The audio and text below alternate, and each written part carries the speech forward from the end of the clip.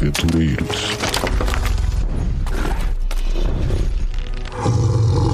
Sejam bem-vindos ao Covil do Dragão.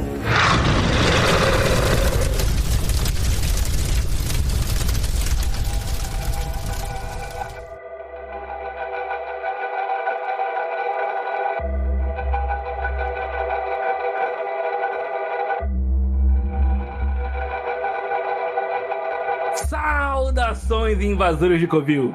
Aqui é Ed Nascimento, o famigerado Dragão Negro, e a verdade está lá fora. Não, pera! Essa é outra série. É outra série. Estamos aqui para falar de Ordem Paranormal, o cenário de RPG inspirado pelas aventuras que o streamer Selbit fez e que virou um jogo que está fazendo sucesso aí. E nós viemos atrasados no hype. A gente tarda, mas não falha. E hoje, aqui comigo, Cauã. Fala aí, Cauã, se apresenta pra galera e diz a pergunta mais importante do podcast. Que dragão você é? E aí, gente, sou o Cauã, famigerado Dragão Solar. É um prazer conhecer todos vocês, aqui quem estiver ouvindo também. Eu acho que eu posso iniciar com uma coisa que todo mundo aqui que veio ouvir esse podcast, principalmente por essa pauta, sabe? O paranormal não veio pra nossa realidade, não era fácil. E pra compor a nossa bancada, Hugo, se apresenta pra galera e responde a principal pergunta do podcast. Salve, eu sou o Hugo, também conhecido como Ogu. Eu sou fã de RPG, eu canto rap nas horas vagas, escrevo uns contos aqui e ali. E cara, se o Jake Long era dragão ocidental, eu sou dragão acidental, porque nem era pra eu estar aqui hoje. Cheguei em cima da hora. Dragão no estilo livre, né, cara? Sabe o que é mais legal? Falei com o Hugo, aí ele, pô, cara, eu acompanho Ordem desde o começo. Aí eu, não acredito, irmão! Cara, nem sabia disso. Então eu sou dragão acidental. Então aí. E Jake Long era muito bom. Muito. Então, gente, se preparem pra embarcar nessa viagem tenebrosa com a gente. Ricardo, sobe a vinheta!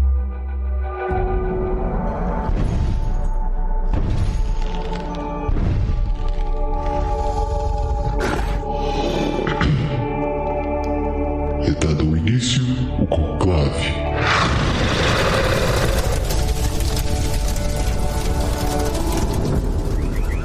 Esse é o alerta de spoiler.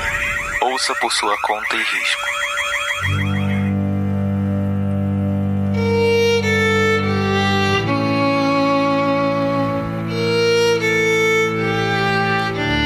Bom, vocês que são os especialistas, do que se trata Ordem Paranormal, gente? Hugo, a honra pode começar aí, cara, falando sobre como esse universo é. Então, cara, Ordem Paranormal é um universo, primeiramente, contemporâneo, né? Se passa, principalmente no Brasil, né? Século XXI e tal. É um universo que ele foi muito inspirado naquele RPG Esoteric, que tá na primeira temporada, né? Depois ele criou o próprio mundo e tal. Mas é um universo onde o medo que as pessoas têm das coisas cria forma e traz criaturas do outro lado. O outro lado seria essa outra realidade, esse outro universo, que não tem lógica, não tem sentido, que é onde residem essas criaturas, entidades.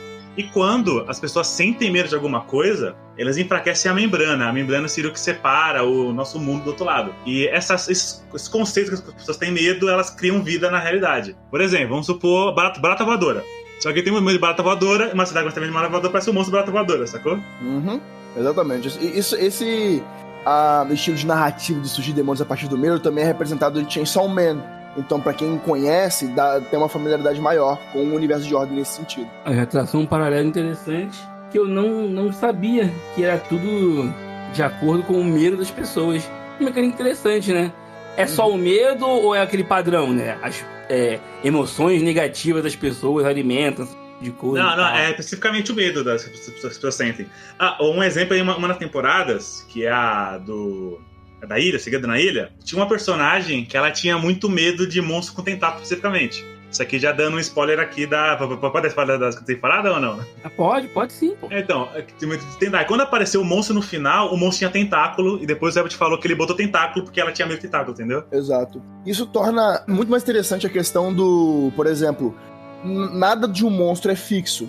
A gente tem um medo de lobisomem, mas o que especificamente traz o medo de um lobisomem? Como você imagina isso? Isso vai misturando na criatura. A criatura é literalmente um Lego de medos. Então você imagina um lobisomem peludão com um dente desafiado, mas alguém imagina que os lobisomens têm olho vermelho e braços normalmente compridos, entende? Vai fazer uma mistura muito louca. Então é uma amálgama do medo e do imaginário das pessoas que formam as criaturas. Essa temporada do Segredo na Ilha mostra bem como isso funciona, porque o vilão, a ideia dele é criar uma criatura, então ele fica botando na cabeça das pessoas que a criatura existe, mas ela não existe. E ela passa a existir. Não precisa mais ficar com medo do que ele criou, entendeu? Ai, que maneiro, cara. É bem da hora, inclusive. Inclusive, na primeira temporada tem um personagem que é o Daniel Hartman, que ele é um escritor. Que ele é um escritor tão bom que os monstros que ele criou passaram a existir, porque as pessoas tinham muito medo dos livros dele. Exato. Os monstros passaram a existir na realidade. Aí ele virou agente pra ir atrás dos monstros que ele criou, entendeu? Sem querer. E é bem interessante essa coisa toda do medo, de como isso cria as criaturas. E como o Selbit trabalhou isso. Porque o imaginário do Selbit, né, como você mesmo falou, Ed, como o amálgama é um tipo de amálgama, é um tipo de criação, é uma mistura, é muito interessante que a criatividade é infinita. Então, muitos medos bobos, por exemplo, de se afogar, pode ser resumido, não, é uma bolha de gosma, uma bolha de água que te afoga. Mas aí, tipo, não necessariamente você tem medo da bolha, você pode ter medo do escuro lá dentro, você pode ter medo das criaturas que tem lá naquele escuro. E aí vai criando uma amálgama de medo de tudo isso, sabe? Então, aí, no caso, sei lá, pode acabar aparecendo uma criatura que afoga as pessoas à noite. Vamos botar assim. Exato. Pode aparecer. E essa criatura pode ser um peixe humanoide que literalmente cria uma bolha na papada dele. Sabe aquela papada que eu digo, né? Um chasco de protuberância que tem no pescoço e afoga a pessoa ali, sabe? Enquanto ela dorme. Cara, e isso abre marca umas paradas legais, tipo essas lendas que existem, tipo, por exemplo, dragão, que você tinha medo de dragão na era medieval. Parecia um dragão porque você tinha medo de dragão, entendeu? Uhum. E assim, ficou interessante isso. Porque nessa brincadeira que a gente fez de um monstro meio peixe que afoga as pessoas à noite, a gente descreveu uma pá de criatura de folclore aí, de D&D. É Sarruadin ou Sarruagão o nome do que bicho? Eu não puxo do meu conhecimento não, dessa questão de monstro de D&D. Mas tem um aquático que é isso aí, cara. Ele é meio peixe e tal e afoga as pessoas à toa. Saquei. Cara, se na vida real fosse aparecer coisa que dá medo, pra mim aparecer uma mulher bonita, porque eu tenho mais medo. Poxa, aí com sotaque de Minas Gerais, né? Ou do Rio de Janeiro. Pô, cara, se fosse aparecer a coisa que me dá mais medo, ia ser um leão mordendo meu dinheiro. Cara, o leão seria um monstro foda, tá? O leão da receita. Pô, imagina. Ele só dá dano no patrimônio, mano. E como é que começou Ordem Paranormal? A gente sabe que foi numa stream, mas vocês que acompanharam o processo, como é que foi? Bom, Ordem Paranormal, como o próprio Hugo falou, começou com uma stream muito simples. O Selbit não tinha uma intenção daquilo ficar muito grande, tanto que o máximo que tinha eram algumas artes, alguns layouts, que ele fez porque ele gosta de RPG e chamou os amigos dele pra curtir aquilo. Ele separou coisa básica que ele achou que seria bom pra um RPG, arte aqui, layout ali, uma trilha sonora, e o resto foi os players, que foram, mano, extremamente capacitados de fazer um conteúdo incrível ali, que era pra dar risada, era pra se divertir. E eu lembro até hoje qual foi os 3 primeiros que começaram, o Hugo também deve lembrar, que a Gabi Gattuso, o Hakim e o Luba, sabe? O Luba e depois entrou o L Joga. Sim, o L Joga entrou logo no próximo do final, certo? Uhum, Mas é tipo assim, os 4, né, me corrigindo então, os 4 principais, assim, compuseram essa primeira leva do RPG do Selbit, e a maioria deles continua até hoje no RPG. Apesar de coisa que aconteceu aí no off que não vamos comentar, mas a maioria continua. Foi uma infelicidade, não vamos entrar nesse assunto nesse podcast. Mas a primeira temporada, ela é bem simples assim, tá até umas partes meio perdidas, porque era só uma brincadeira ali entre eles não tinha pretensão. Aí na segunda temporada, que é O Segredo na Floresta, que a coisa já fica mais séria. Que você vê que já tem um esforço maior aí do céu pra construir o mundo, pra fazer as artes. E depois do segundo episódio, tem um acontecimento grande na história que até os jogadores entram e falam, ok, isso aqui é um bagulho diferente, agora vamos jogar mais a sério. Apesar de eles manterem as piadas, parte engraçada e tal. Sim, sim. Bem pontuado. Porque quando chega em toda temporada, chega um momento onde dá uma virada de chave. Que é um momento que, tipo, todo mundo fica, caralho. Tipo, e começa a virar ao sério pra caramba. Porque até aquele momento, investigação, brincadeiras, diversão, piadas aqui e ali, entende? Então, como o Hugo falou, no terceiro episódio vira uma chavinha de uma morte. Lá pelo sexto episódio da Desconjuração vira outra chavinha, que eu acho que a partir daquele momento do sexto episódio, você sabe qual é, imagino, Hugo. Sim. Virou a chave completamente. Calamidade, mesma coisa. Chegou ali um momento onde a chave literalmente só virou. Apesar que eu acho que as temporadas novas, como o pessoal já estava mais acostumado com narrar e tal, eles já entram já no pique, assim, nos spin-offs, né? Sim, muito mais fácil. Inclusive, a Beamon, ela deve ver a cena de começa a dar show lá no coisa, vai levando até o final com a personagem dela. Exato, mas tem momentos ali que a Beamon conseguiu entender a seriedade de toda a questão. E o Ednei, geralmente, sempre termina com choro a temporada. Sempre. É bom dar esse gancho dramático, né? Não, sempre termina com os players chorando, com o mestre chorando, com os fãs chorando, sempre tem choradeira no final. Sim, sim. Tem um comentário engraçado que eu ouvi do Casimiro, porque o Casimiro, ele não acompanha, né, mas ele é amigo do Selbit, ele acompanha tipo, por cima assim. Aí ele comentando que ele foi ver o último episódio, ele começou a ver que tinha 5 pessoas na cal. Aí ele foi outra coisa, voltou, só tinha só 2. Ele falou, ué, o que aconteceu? No final da Desconjuração. Foi morrendo a galera? Cara, tinha 8 pessoas na cal, aí tipo, pá, todo mundo morreu. Sobrou os 2, Cara, foi um massacre, tá? Foi, inclusive, só pra fazer um pequeno aval aqui junto com o Hugo, cara, Cinerária. Puta que então. pariu! Teve essa fala Calango, né, fazendo o famoso personagem César Corren, vulgo Kaiser. Já que ele tá falando com spoiler aqui mesmo, é que o Ed, esse personagem dele, ele sacrifica pra salvar todo mundo, tá ligado? Ai, que maneiro. Uma outra dúvida aqui. Cada temporada é uma história independente ou ela tem conexão umas com as outras? Tem conexão e é independente. As duas temporadas, elas são uma sequência. As spin-offs são independentes, mas tem conexão com a história principal, entendeu? Entendi.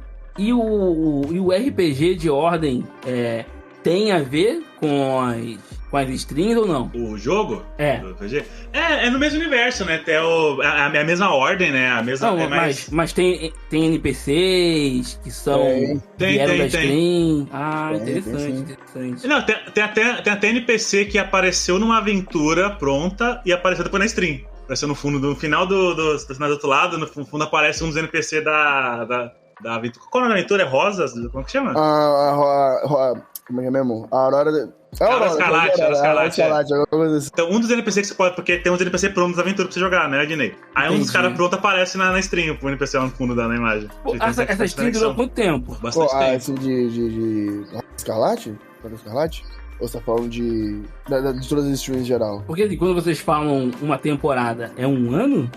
Não, Deve ter uns 10, 12 episódios, assim. Então, são turmas curtas. De final de semana. Então, tipo, são um mês, 2... Os spin-offs, eles estão mais curtos principalmente porque tem um estúdio, né? Agora estão jogando no estúdio. Acho que até por economia de horário de estúdio mesmo, de pagar a equipe. Com certeza. Então, mas a temporada mesmo, geralmente, as antigas tem ali entre 10, 12 episódios, geralmente, assim. Os spin-offs tendem a ser mais curtos. E tem um jogo também, né? O jogo... Vai sair, né? O Enigma do Medo. Sim. Mas é o quê? Board game? RPG? Não, jogo de computador. Sério? Sim, o Selbit fez o financiamento bateu 4 milhões a meta. E aí ele tá investindo no jogo. Mas, man, vou fazer um comentário aqui. Eu vou perguntar, cadê o jogo? Que era pra ter sido ano passado, tá? Eu estou abismado. E tipo assim, se realmente tiver que... Tá vendo? Aqui tem denúncia. Não, então, aqui tem denúncia. Não, todo mundo sabe que o Sérgio pegou dinheiro e fugiu pro Paraguai. Isso aí todo mundo sabe, pegou a mala. Paraguai com 4 milhões? Não! Não, cara, mas eu falo que, tipo assim, se for pra demorar pra fazer o jogo sair perfeito, ótimo. Mas pelo menos dá uma notícia. Isso aí eu concordo. Eu prefiro que o jogo atrase do que saiam ruim. O pior é quando atrasa e sai ruim. Esse aqui é o ponto. Cyberpunk? Tá bem, tá tudo bem. Tá tossindo aí quando tá Coffee. Cyberpunk? Não, coffee também é ruim. Eita. Então. Aí, por exemplo, não saiu ano passado. E até agora, eu pessoalmente, né, mesmo acompanhando no Twitter, cara, eu não vejo uma notícia de desenvolvimento do jogo. Uma. É que jogo indie é complicado. O Savage, ele comentou ontem, chegando no Twitter dele, sobre isso. O que ele disse exatamente? Eu tenho que olhar aqui agora. Deixa eu ver aqui. A última coisa que eu vi do jogo foi uma mini gameplay que você fez, realmente mostrando o jogo, que realmente tá sendo feito, não tem golpe. Mas tá muito bonito, realmente. Mas, assim, isso, acho que já faz quase um ano que ele lançou essa gameplay, não é? Por aí. Então, aí... Putz, eu fico meio... Rapaziada, não tem como, rapaz. Aqui, ele comentou aqui no Twitter, aqui, ó, sobre Ori Calamidade 2. Ele falou: faz muito tempo desde que a gente, por exemplo, outra história, parte por imprevisto, a língua do medo se mostrou muito mais difícil do que eu imaginava e tem coisas que eu não posso mudar ou acelerar. É um jogo independente, feito por uma equipe pequena e é muito importante seja um ambiente saudável pra todo mundo que trabalha nele. Então nesse ponto acho justo, né? Acho justo, esse ponto acho justo. Não, mas peraí, ele quer fazer um jogo sem fazer crunch nos funcionários? Não vai sair. É possível? Não sabe... Claramente não sabe como a indústria de games funciona. Como assim você não tá trabalhando 12 horas por dia e dormindo no escritório? Não, como assim? Estudiomapa.com. Como assim eu estou trabalhando até o cu cair, até o cu caiu da bunda? Se a indústria de games faz isso, a de animação no Japão, meu Nossa, amigo. De animação come o rabo dos caras. Ainda bem que o Cellbit fez o jogo e não fez um anime, mano. Não, tava fudido. Não, ia sair no dia seguinte, mas com 3 pessoas mortas no final. Com certeza, cara, porque rapaz... E 2 internadas. 2 internados. E um acusado de crime, porque é sempre assim. É sempre assim, tem sempre um que quinta e tal. Mas, enfim, o jogo aí, eu gosto dessa notícia. Mas, tipo, eu não sei se a gente pode entrar nessa pauta do porquê Calamidade tá freado, né? Tá freado. Não, mas vamos esquecer Calamidade. Então. E vamos passar pro próximo bloco. Agora que as pessoas já sabem de onde surgiu, vamos falar do jogo.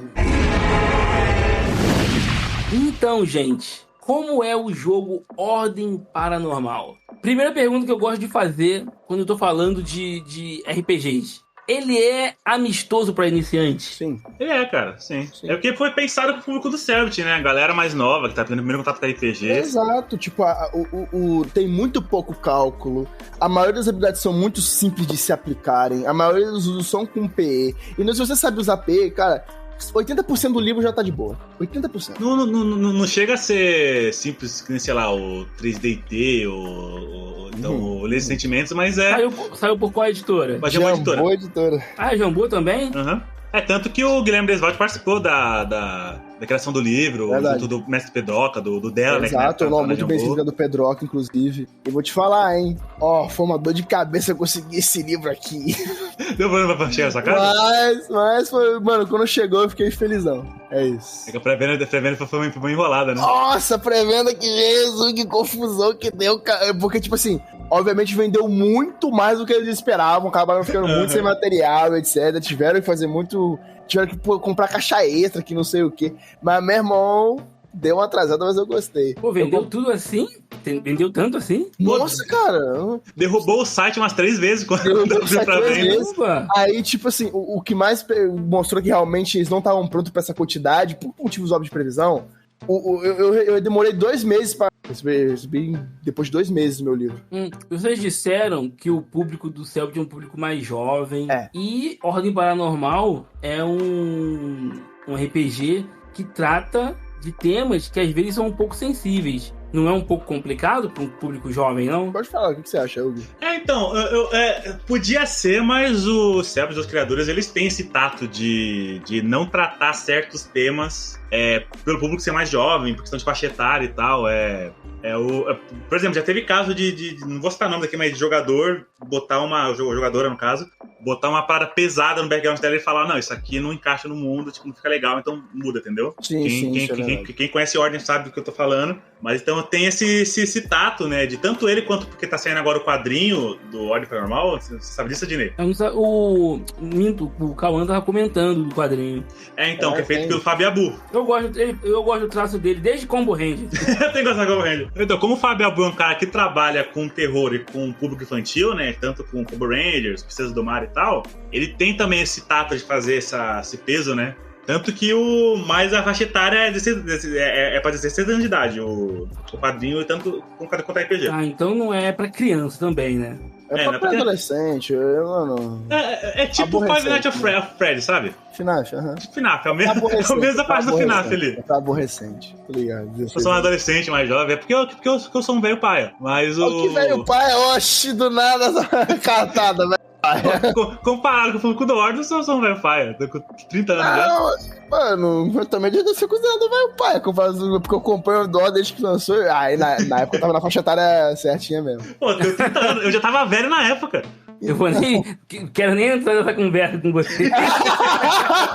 O Ed no canto da sala, tipo, rapaz, eu não vou nem tentar. Mas o sistema, ele funciona um pouco diferente. Ele tem como base o Tormenta 20, né? Porque foi a mesma galera que fez. Exato. Mas ele tem umas paradas diferentes. Por exemplo, Dinei, ele tem o seu maior sonho, que é só ter 3 classes. Eu acho que realmente é uma coisa boa isso. Que é combatente, ocultista e especialista. Aí cada classe tem várias trilhas diferentes que você pode seguir dentro dela, mas como ele é mais explicado, tipo, tem como você variar as trilhas. Então tem, por exemplo, você pega especialista técnico, que você vai usar mais itens, vai usar mais tecnologia, vai carregar mais coisa. Tem o médico, que você é o médico, né? Você cura seus amiguinhos, você tira a condição. Uhum. E isso vem muito do Pedroca, né? Porque o Skyfall é desse mesmo jeito. O Skyfall só tem 3 classes e várias trilhas. Bem puxado pra isso, é uma coisa bem mais adaptativa. Eu até acho que, tipo assim, como o Pedroca foi um dos que desenvolveu o sistema, ele que deu essa ideia de colocar essas 3 coisas pra poder, tipo, a partir delas sair vários tipos de classes mais variadas. Uhum. Ele fez a mesma coisa no Skyfall, né? Se você olhar o Skyfall que tá saindo agora, ele também só tem 3 classes, que é o maior sonho de Dinei isso aí. Ele cresceu também tá. Cada classe nova que o Style também tá metido, o Dinei fica mais bravo. Não é assim. Ó, você vai se surpreender com o episódio anterior, tá? A gente conversa sobre as classes novas. Lançou viragem. E eu saí, tipo assim, paguei minha língua, tá? Boa. Mas vou ouvir. Mas voltando pro Ordem Paranormal, uma coisa no sistema que é muito... Eu acho também que o sistema de ordem, ele tem um problema, não chega a ser um problema, mas o problema do sistema passa, que é o problema da primeira edição, sabe? Uhum. Porque qualquer RPG, a primeira edição vai ter problema, vai ter coisa pra ser melhorada, porque você não tem a não ser que tenha, sei lá, 1 ano de playtest, que nem foi o caso do Pathfinder primeira edição, ele vai ser porque outra coisa que você só percebe jogando, tá ligado? Sim, com certeza. Então, os problemas que o sistema tem, pra mim, é coisa de primeira edição, sabe? É porque o público do Ordem já fica revoltado com a editora. E eu acho que não vai ter uma segunda edição tão cedo, mas tá pra sair aí um suplemento, né? Que é, como é que chama? Sobrevivendo ao Horror. Focado em Survival Horror. Que promete trazer mais essa parte do terror, assim, terror mais pesado, assim, menos batalha e crunch e tal. Porque o RPG de Ordem, o livro, é combate. Bem focado em combate. Uhum. Ednei, você jogou a mesa que eu bestrei de Ordem. O que você achou do sistema? Eu gostei muito do sistema. Eu achei interessante a parte dos poderes, que tem poucos poderes que fala de movimentação, então é mais tranquilo de você mestrar sem ter um grid. Uhum. E quando não tem grid, o papai aqui gosta. Porque eu sou claramente fã de Teatro da Mente. Eu acho eu vou falar aqui, preparar o grid dá trabalho. Aqueles ouvintes do Covil do Dragão, que o senhor Ed Nascimento, fã gerado Dragão Negro, fez uma das jogadas mais fodas que eu vi numa mesa de RPG quando eu tava mestrando pra ele a Ordem Paranormal. Ele tava jogando uma aventura que envolvia o Bicho Papão. E ele fez personagem que era um maluco meio doido, assim, que ele era meio charlatão, não era? Sim. Eu tô tentando lembrar o nome, era o nome... O personagem dele não tinha nem luta nem pontaria treinada, você tem uma ideia? Aí isso, beleza. Aí apareceu o Bicho Papão no final, o Bicho Papão tava dando um pau no personagem do Ricardo, inclusive, o Ricardo tava jogando. Então, era o Ricardo, a Luana, o Ednei e outro amigo nosso. A gente jogando e tal. Aí o Ednei fala assim: Hugo, eu vou correr pra cá vou começar a imitar uma criança chorando. E o Ednei não sabia que uma fraqueza do bicho-papão é que quando tem uma criança chorando, ele vai atrás com ele vai atrás do... Nossa senhora. Eu fiz isso porque eu percebi que ele reagia às crianças, ao som de crianças que tinha no ambiente. Aí eu, tava todo mundo... Mano, foi muito tava todo mundo morrendo, ou vai ou racha. O bicho-papão e a trucidade na frente do Ricardo. Aí o Ednei fez isso, ele teve gastado toda a ação dele pra chegar até o Ednei, não fez nada, deu tempo da Luana curar o Ricardo e o outro amigo nosso usar o ritual dele e conseguiram se levantar e matar o bicho. Mas foi foi inteligente. Foi muito bom, Foi uma ótima estratégia. Uma coisa diferente que tem nesse sistema é o número de dados que você rola, né? Verdade. Como é que é isso aí? De dados. Explica pra gente. Porque os atributos não é aquele sistema antigo de D&D, que é 10 é 1, 10 é 0, 12 é 1 e tal. É direto o atributo, né? 1, 2, 3 e vai subindo. Aí você rola o número de dados igual ao seu atributo. Você vai fazer um rapidinho. teste. O nome do personagem era Walter Diná. Walter Diná, cara. O cara era família Diná. Muito bom. Ele era um cara que ele fingia que ele era paranormal, né? Só que descobriu que isso existia de verdade. Fingia não. Olha, respeite os poderes de Walter Diná. Walter Diná. Ele era especialista, ele não era cultista, pra você ver como ele fingia. O cara é o charlatão do paranormal que existe, tá ligado, porra? É especialista que fala assim, com a trilha agora. Mas então, como funcionam os atributos, né? Você, por exemplo, você tem 3 de presença, que seria o carisma, né? Você rola 3 dados e soma a perícia que você pode usar. Então, claro, que eu acho legal no sistema é que as perícias não são fixas. Você pode mudar o atributo da perícia conforme a necessidade. Por exemplo, a primeira vez que eu joguei, foi aquela campanha pronta, eu joguei com um combatente. Aí a gente tava numa cena que tinha acontecido uma luta ali, uma porradaria. Eu falei, mestre, posso rolar aqui luta com inteligência pra tentar analisar a cena? Ele falou, beleza, rola. Eu rolei e consegui analisar a cena usando minha inteligência de luta, entendeu? Caraca, é bem adaptativo mesmo, olha, bem adaptativo. Isso é bem legal. Isso aí é um sistema legal que tem no meio do jogo. Isso resolve aquela questão de, mestre, eu posso intimidar com força? Sim, resolve bastante essa questão de essa mistura. Que faz sentido. Sim, é só jogar força com intimidação. Sim. Então, já muito foda esse ponto no sistema de ordem, realmente. Bem claro. Assim, eu senti que uma aventura de ordem tem uma estrutura que lembra muito série de TV.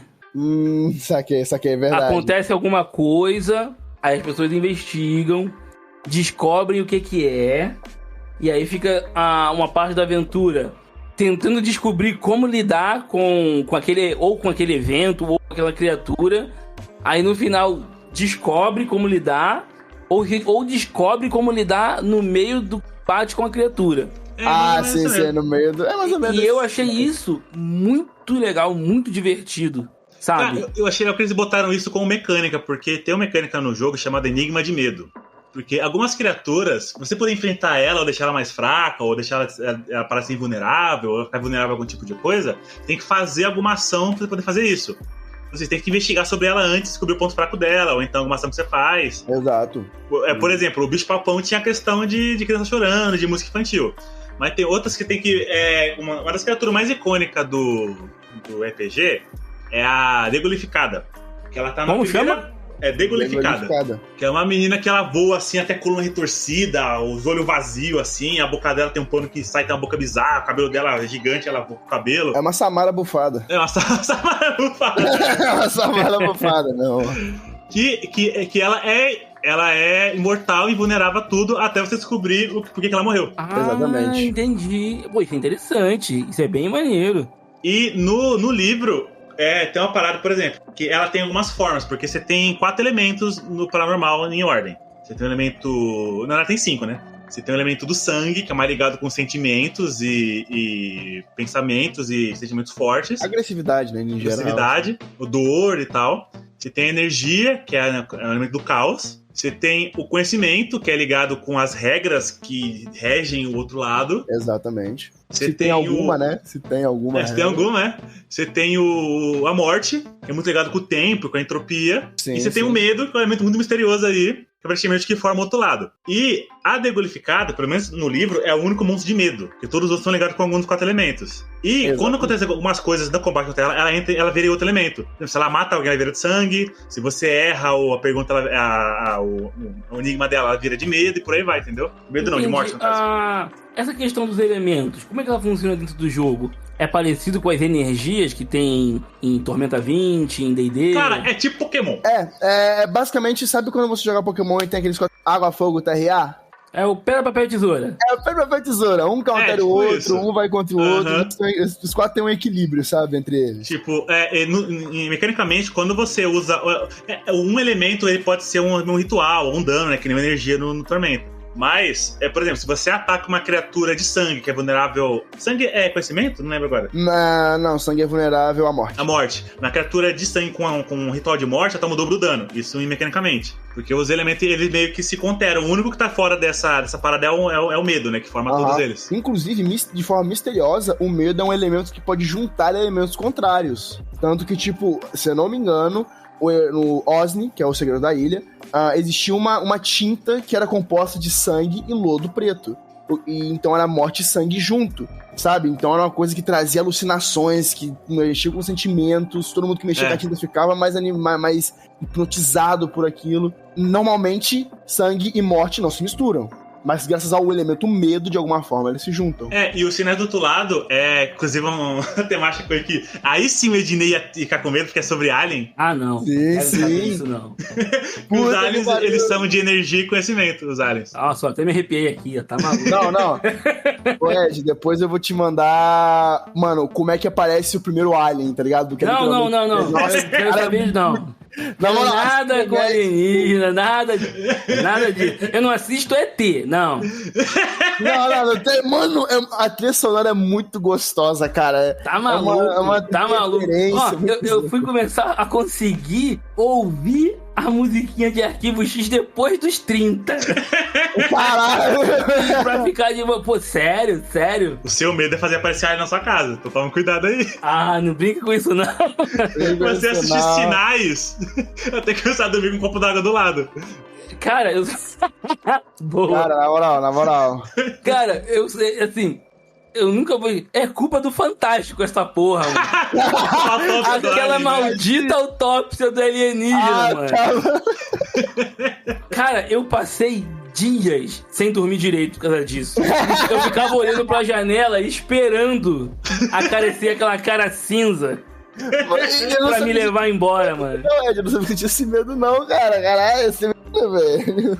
Da hora. Cara, a primeira vez que eu comentei com o Ednei agora não é o nome do alien lá da Ordem? Estrangeiro, né? O estrangeiro. Eu imaginei, aí não. Mano, o Diabas não manda alien. Na moral. Não dá pra mim, não. Na moral, o Alien e o pior que o estrangeiro é medonho, né? Não, o estrangeiro é medonho, cara. A cena que ele aparece no... Porra, você fica todo arrepiado, viado. É foda, Ednei. Ô, Ednei, o bagulho é tão foda que os caras botaram um efeito da Twitch travando, tá ligado? Eles travaram a Twitch. O pessoal travou a stream, aí do nada cortou e voltou, tipo assim, porque tava aí quando voltou... Que maneiro, mano. Quando voltou, já tinha subido um player.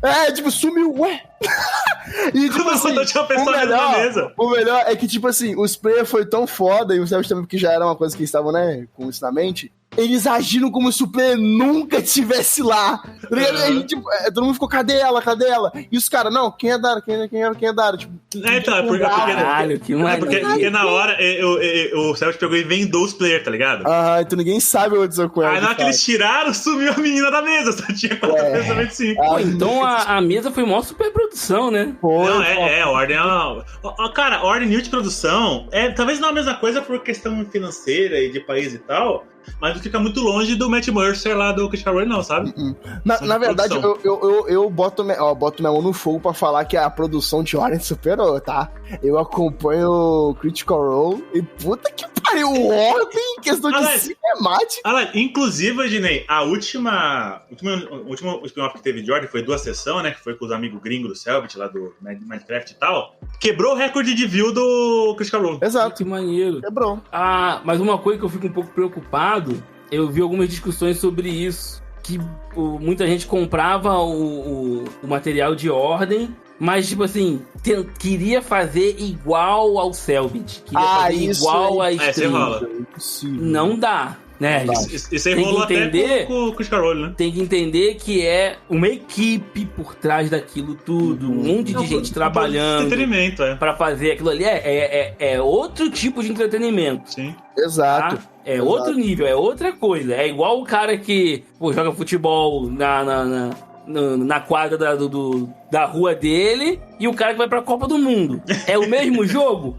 Só que é outra coisa. Se bem É que outra parada. Eu acho que o cara que joga no bairro tá jogando melhor que o Neymar hoje em dia. Pois é, tem isso também. Tem isso também. E tá mais Então, dedicado no futebol que o Neymar. Primeiramente, aproveita o jogo, aproveita o cenário, não fica se ligando em fazer aquele monte de coisa, não. É porque, por exemplo, o pessoal mais novo que tá ouvindo aí, o RPG, ele acontece muito na sua cabeça mais do que fora da que a gente nem falou teatro da mente.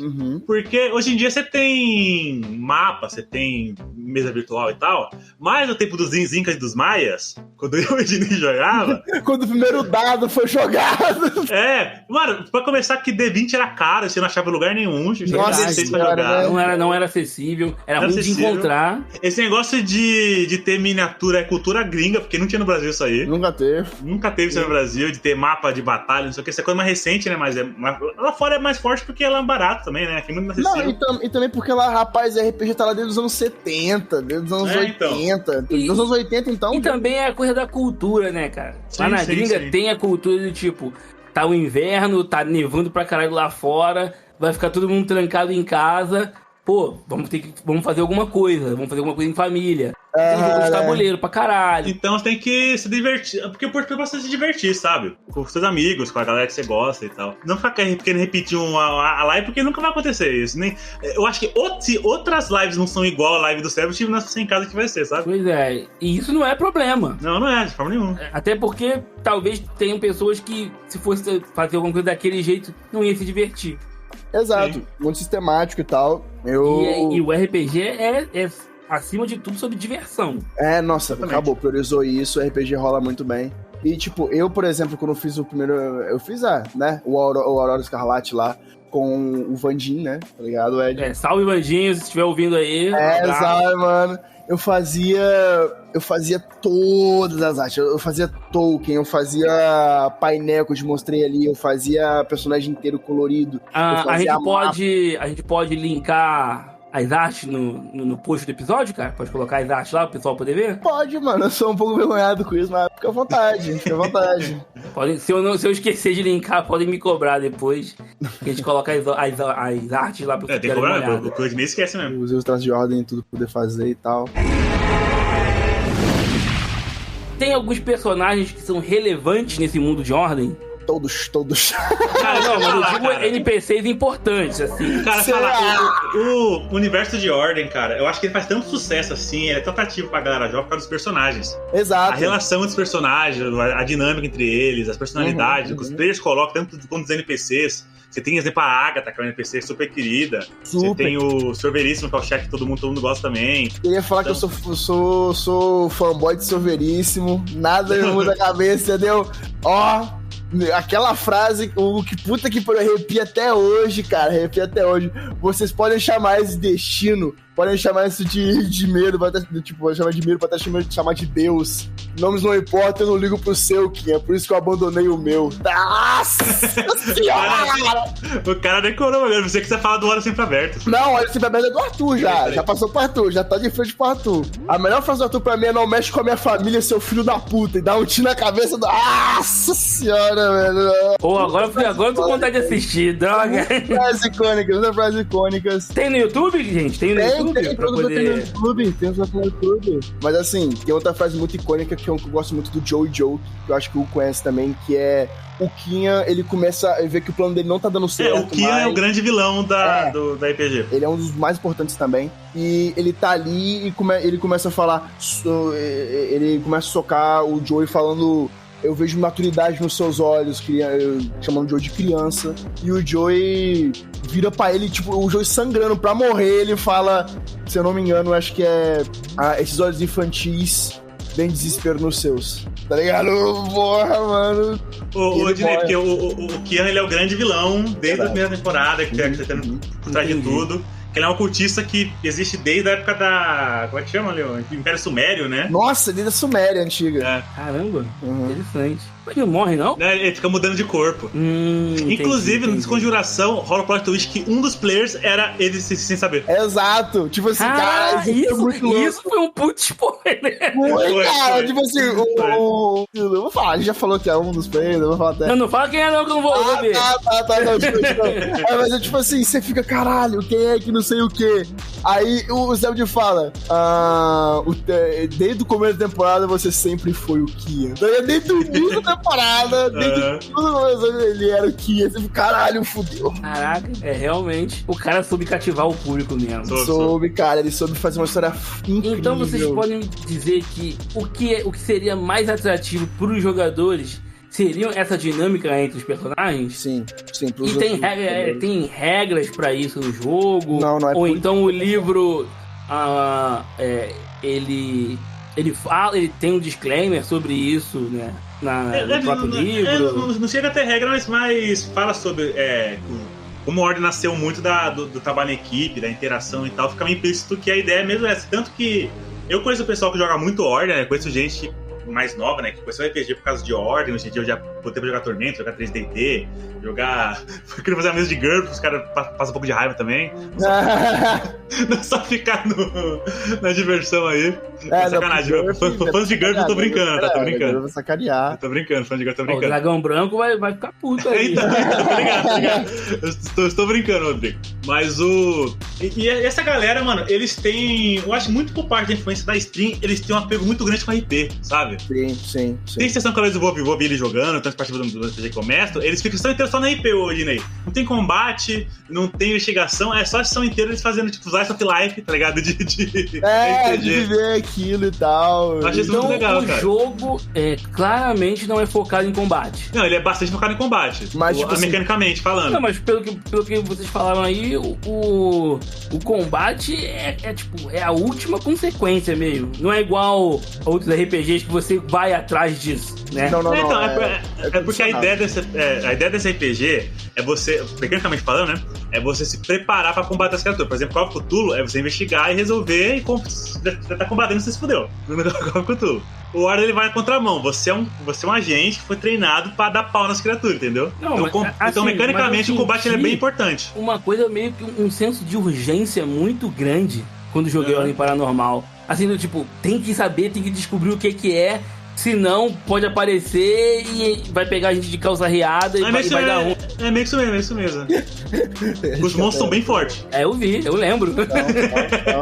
Ataque pra cacete. E, né, tipo, como eu dizendo, e eu vou concluir aqui, a interpretação é uma escolha. Então, o livro é focado muito em combate, mas se você quiser fazer full RP, o que a maioria dos players de Ordem que já acompanha aqueles Slice of Life, como o Hugo mesmo disse, do universo em si, faz, entende? Então, o livro ser focado em combate misturando com essa interpretação cria um equilíbrio, mas aí é condicional. Vai ter mesa que vai pegar só o livro e vai falar, bora cair na porrada.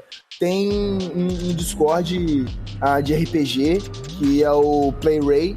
Ele faz arena de RPG de Ordem, tipo, só de combate e tal. Mas é o quê? É player contra player? É os player contra player, ele faz as fichas assim, a porcentagem é essa, os features são esses, façam aí, bora pra uma arena. Aí os caras jogam todo mundo na arena e bora combater. Os monstros. Uma porcentagem, Ginei, porque nesse tempo funciona diferente os níveis. Não é tipo nível 1, 2, 3. É por porcentagem. É 5, 10, 15, até 99%. Porque é o quanto de porcentagem que o outro lado tá dentro de você, entendeu? Exatamente. Inclusive, isso é muito legal. É um sistema assim, o outro lado tem uma explicação o que é? É uma dimensão? É a dimensão, É um ser? O que é o outro lado? É uma dimensão que... porque não tem explicação de bater o martelo, pá. A ideia é que é uma dimensão formada por muita coisa ruim e horrível que quer matar a gente o tempo todo. E eles só não invadem a realidade por causa da membrana, né? Que é fosse o véu que separa o nosso mundo do outro lado. Que o medo das pessoas enfraquece a membrana. Enfraquece a membrana, E faz as pessoas, o outro lado, invadir por forma de criaturas. E quando a membrana tá fraca, tem a clássica névoa. Você lembra do Mistake que vocês entraram naquele lugar que tinha aquela névoa branca no chão? Então a névoa que indica que a membrana tá fraca. Ai, que maneiro. Que a névoa é o medo. Sim, O elemento medo, no caso. indica que tá ficando mais frio o local. Por isso que locais assombrados são mais frios, porque a membrana tá fina ali. Interessante. Ednei, esse é um dos poucos sistemas que existe, acho que no mundo talvez, que explica em lore como é que o personagem sobe de nível. Aham. Tipo, a maioria dos RPGs só tipo, sobe de nível. O cara derrota e fica mais experiente e acabou. Não tem uma explicação. Não tem, no Então, lore tem. quanto mais forte você fica, mais próximo você se torna daquilo que você combate? Exatamente. Basicamente, é. Tanto que o máximo é 99, porque se chegar a 100% você vira uma criatura. Então é meio arriscado isso Chegar aí, né? a 100% no caso. Chegar a 100%, 99, você vira uma criatura. 100%. E alguém chegou a ficar com 100%? Sim, na stream, inclusive, virou uma criatura. Caralho! Foi um choque pra todo mundo. Exato. Certeza que foi culpa do alienígena. Só que não, foi antes. Infelizmente não Se foi. bem que ele quase fez isso também, o alienígena. Quase. Aí, ó, tô Foi muito falando. pior do alienígena, no caso. Mas assim, essa stream em específico aconteceu com, se eu não me engano, a atriz Paris, que é uma atriz aí que eu acabei conhecendo com a Jordan, ela é uma pessoa muito fofa, né? E não é trocadilho, a atriz realmente é atriz. Aham, atriz. E aí ela tem uma pessoa chamada Beatrice, inspirada de Vida Comédia. E aí ela tem um passado que ela não lembra. Então quando ela começa a lembrar, do passado dela, que ela foi apagada da mente dela, ela começa a entrar com o paranormal. Porque tudo que foi apagado é pra ela não virar uma criatura, sabe? Quanto mais lembrança ela tinha, maior ficava a exposição dela. Pô, interessante isso aí. Então, tipo, chegou um momento em que eles estavam combatendo um monstro muito forte e a atriz tinha um urutau, que é uma corujinha, sabe? E a criatura pegou e não matou o bicho, velho. De sacanagem. Merda. Quando o bichinho morreu, foi revelado que a chave que mantinha as memórias trancadas era ele. Era aquele urutauzinho. Ela virou um monstro? Uhum. O Samus começou a narrar. Você se lembra de tal acontecimento? 30% de exposição paranormal. Você se lembra do rosto daquele homem? 40% de exposição paranormal. Aí ele começou 50, 60, 80, 90. Aí eu, caralho!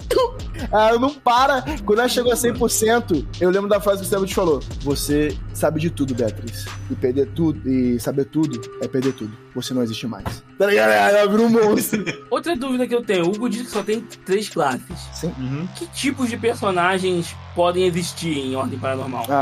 Cara, variados. Principalmente, como o Hugo falou no início do século XX, como é muito pro século XXI, não necessariamente vai ser, mas como é muito puxado pra esse tempo, basicamente, é muito mais profissões atuais e tal. E dá pra fazer vários ocultistas que circulam isso. Dá pra fazer um médico que trabalha como cientista forense e sabe morte, por exemplo. Sabe de decomposição de cadáveres, usa reposição. Dá pra Mas fazer... até aí não é sobrenatural ainda. Não, sim, tipo, eu tô falando que ele, no sobrenatural, seria dos rituais que ele sabe de morte. Os rituais de morte causam decomposição, causam aceleramento de corpo. Entendi. Então, assim, ficar exposto ao sobrenatural aumenta essa porcentagem que vocês disseram aí, que aumenta o nível. Exatamente. Sim, tanto que o nível chama Nex, que é nível de exposição. Então você, sei lá, você é um médico forense, você tá fazendo uma cirurgia, tá fazendo uma autópsia, e aí você descobre que aquele corpo ali era um alienígena. Aí você passa no Fantástico. Aí você ganha NEP? Você ganha mais nível quando descobre aquilo? Sim. Você faz a sanidade, eu faria pelo menos com o mestre. Faz a sanidade, toma um daninho, e aí seu Nex aumenta. Então... Mas o Nex, ele é relativo. Quem aumenta é o mestre. Então ele cria a situação que vai te expor e disso o quanto aquilo te aumenta. Uhum. Não tem nível de XP, tipo, que nem... Então, de acordo com a minha lore, com a minha história, eu posso começar com um pouco mais de NEP que o resto do grupo. Sim. Lembra que isso aconteceu no nosso pequeno RPG, cara? Ah, é verdade. E isso não desequilibra o jogo? Não. Porque, tipo assim, é sempre de 5 em 5. Então, pra uma pessoa realmente ficar muito acima de você, tá 5, uma coisa de 5 acima, sabe? E o cálculo de ND é um pouco diferente. O cálculo de ND, chama VD, né, no jogo. Você soma o Nex de todos os players e a criatura tem que ter esse número total de VD, entendeu? Então, tipo, a criatura tem VD 200, tem que ter, tipo assim, pelo menos 50%, sabe? Aham. Entendi. Tem que ter uns bichos bem ali, né? Tô olhando aqui. Porra, então, tem uns que, por exemplo, acho que um que é impossível enfrentar o anjo. O anjo, puta que me pariu. Eu acho sinistro. Não tem Pô, o condição. anjo... Peraí. Mas isso aí, o anjo é É o... o anjo bíblico cheio de olho, É cheio o de anjo asa. bíblico, tá ligado? Ah, tá, mas pô... Todo medonho. É o Mas as sinistro. pessoas têm medo dos anjos? Como assim, cara? Você não tem do anjo bíblico? Eu tenho. O anjo Ah. bíblico, porra. Só vocês falarem, ó, já tá aqui, ó. Cheio de olho mesmo, um monte de asa. É Aham. muito feio, né? Aí, tipo assim, não é nem o medo. É que, tipo assim, mesmo que seja uma criatura divina, você sabe. Na Bíblia diz escrito que quem olha esse bicho diretamente fica cego, filho. Ah, Na também mesma é hora, então, pelo melhor amor ficar de cego mesmo. Ô, Ednei, vai descendo o conhecimento, daqui a pouco você vai ver o alien aí na sua frente. Ai, tô até com medo agora. Tá É na Ó, tem o página cramunhão aqui, ó. Tem o capeta, tem o diabo, ele é a relíquia. Ó, aqui, ó. Dá pra matar o... Ó, gente. Você que tem os pais aí que ficam implicando com o seu RPG, mostra aqui que tem um RPG que dá pra dar porrada no tinhoso. Dá pra meter bala no capeta. E tá escrito aí, nunca se envolva com o diabo. Tá ali Olha embaixo, só, tá ainda ali. tem um bom exemplo aqui, ó. Nunca se envolva com o diabo. O que é verdade mesmo, não é bom mesmo, não. Exato, ele é uma relíquia. E, tipo assim, é uma coisa que a gente não falou. Não elogio o diabo, não, cara. Porra. Tô fazendo um monte de Aí é disclaimer foda, aqui. né? Aí é foda, né? Aí o cara acabou, enfim. Então, mas ele eu falo personagem porque, tipo assim, no sentido de como ele foi criado, foi legal. Caraca, e é grandão. Você não deve se envolver. É, grandão, que rasgando. É gigante. O diabo tem VD 400? Tem. Então, tipo Pô, assim, tem que ser 8 cabeças com 50? É, 8 cabeças com Aham. Ou então 4 com 100. Aí 100 não pode. Mas você não pode, você não é pode. 99. Você não pode, 99 Ou não seja, é 4 de 99 e a corujinha. Ah, e a corujinha pra dar merda.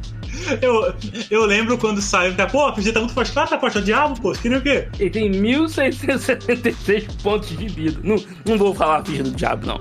Mas, ó, Tem seis, é tem- forte, 66 de tá, defesa, galera? 666 de É, defesa. meia pra todo.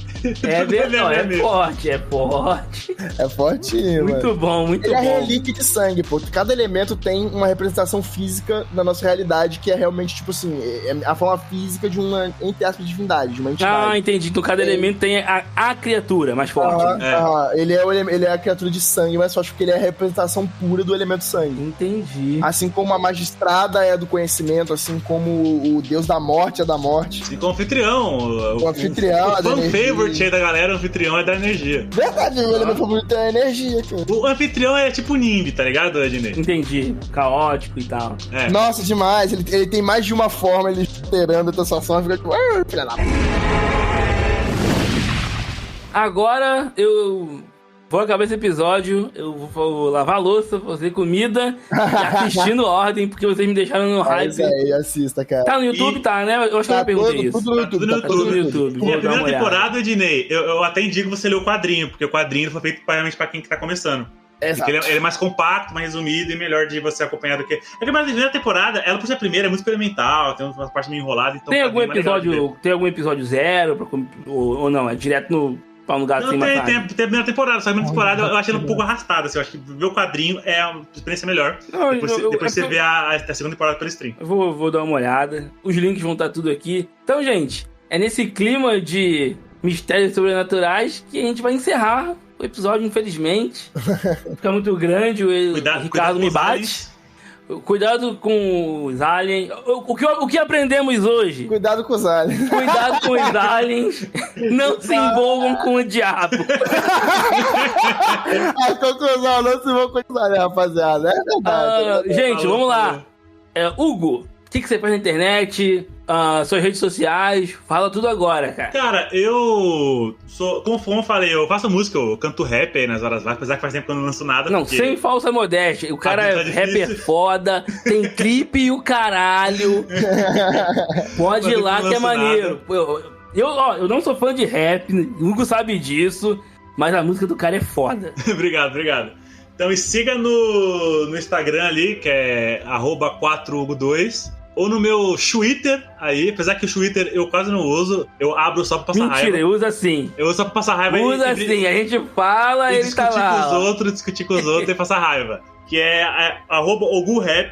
E é isso aí, me sigam lá pra ver as minhas paradas que eu posto, apesar que eu não posto tanta coisa no Instagram É também. isso aí, ó. Aproveitem pra falar com o cara que também tem uma moedinha de 50 centavos no bolso dele, ó. E você, cara, Cauã? Eu sou low profile, filho. Nunca me viram, nunca vão me ver. Mas o quê? Você pretende manter assim? Pretendo, cara, que eu sou um fã. Ah, desculpa. Não, aí, esse aí tá acreditando mais no projeto do que eu, mano. Porra! O cara vem no Covil do Dragão e fica com medo da fama. Porra! Não, galera, eu sou uma pessoa low profile, tá ligado? Então eu prefiro... Citando aquele Emicida invisível como porteiro empregado, vulgo em quarta da madrugada. É ele. Isso aí, filho, invisível. Prefiro assim por enquanto, mas enfim. Então, gente, ó, ouçam o Covil do Dragão, divulguem o Covil do Dragão, mostrem pro pessoal. Já que você tá gostando, dá uma nota legal no Spotify. Falta pouco pra gente conseguir os 50 primeiros seguidores no Spotify. Então vai lá, segue a gente, não paga, né? Não paga, é de graça, vai lá, ajuda a gente aqui, tá bom? Então, Exato, ó, despedidas, pessoal. Vem do Monza 2007, não sacanagem.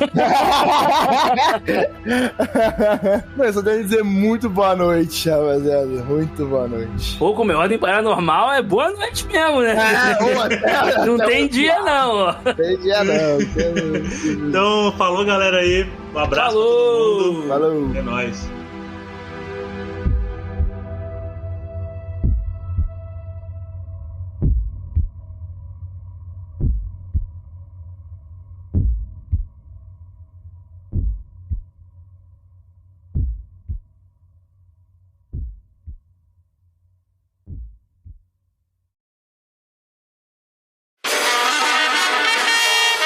Este podcast foi editado por Ricardo Silva.